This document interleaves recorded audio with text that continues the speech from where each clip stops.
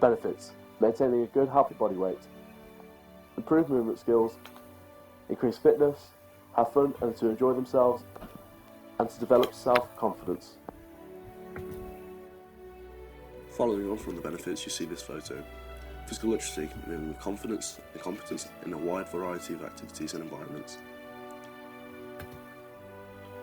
Physical literacy should be introduced at an early age. This is so they are more likely to become more self-aware whilst taking part in physical activity, so they can continue to grow in a wide variety of sports.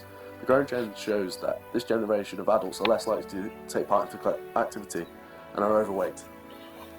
These skills will allow them to become more physically competent in a wide variety of sports and environments and allow them to use them in day-to-day life.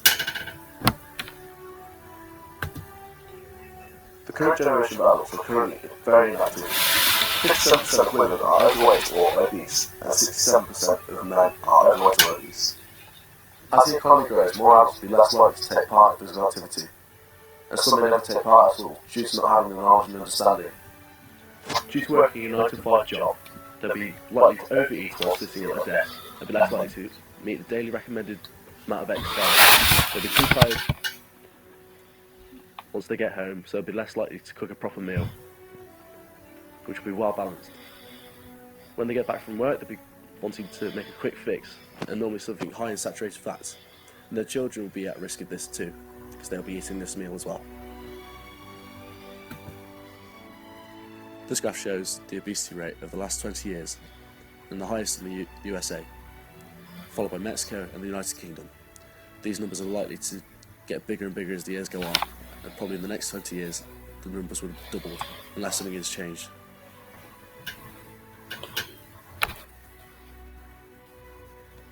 Inactive people are more likely to have 83% higher chance of osteoporosis, 50% higher risk of type 2 diabetes, 50% higher risk of colon cancer, 35% higher risk of coronary heart disease, 30% higher risk of depression, and a 30% higher risk of early death. As the likes of McDonald's, phones, and laptops get bigger and bigger in today's society, the modern era itself will affect everyone's lifestyle. Parents will be less likely to take their children out for a real meal, instead taking them to McDonald's, as this is quicker. Children will be less likely to play outside, be less physically active, just playing inside on the laptops, games, consoles.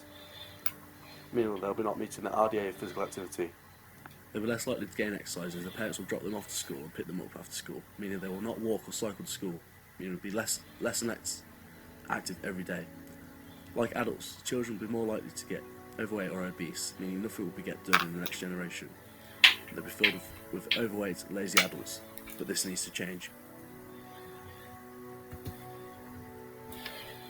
Children meeting the guidelines: 9% of boys aged 2 to 4, 10% of girls aged 2 to 4, 24% of boys aged 5 to 7, 23% of girls aged 5 to 7, 26% of boys aged 8 to 10, 16% of girls aged 8 to 10, 60% of boys aged 11 to 15, 11% of girls aged 11 to 15. This generally shows that boys are more active from key stage 1 to key stage 3.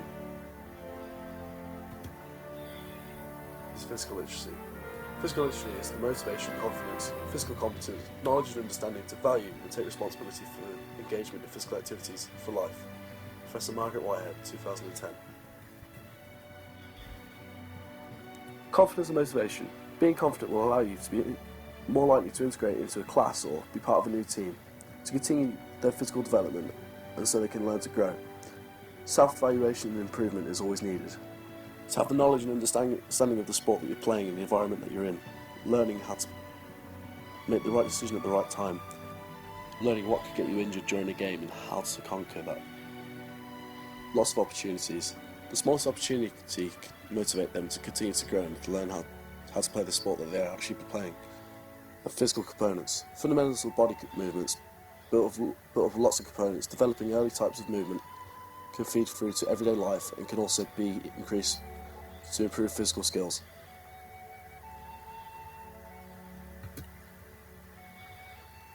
Physical activity is always looked at ABC as agility, balance and coordination. These components are key to movement, but physical literacy is looked at this and the psychological standpoint of ABC. For example, autonomy, the ability to talk to others and have the knowledge and understanding, belonging, knowing that they are wanted and should be there, and having the confidence, competence, having the ability to understand the task that's ahead of them.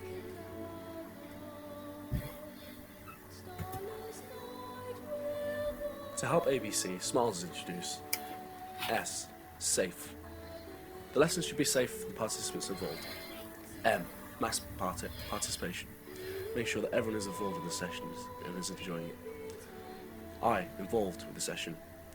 Obviously maximum participation is involved, but everyone needs to be involved in certain different ways, making sure that they all know the task.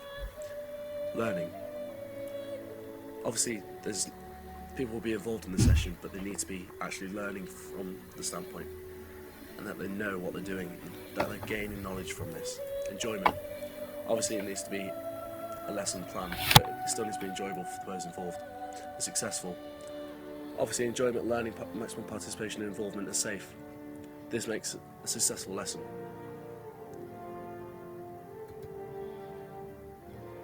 In conclusion, having physical literacy aid physical activity will be very beneficial as it looks at more in-depth look into how someone is physically active and how it allows them to continue to grow.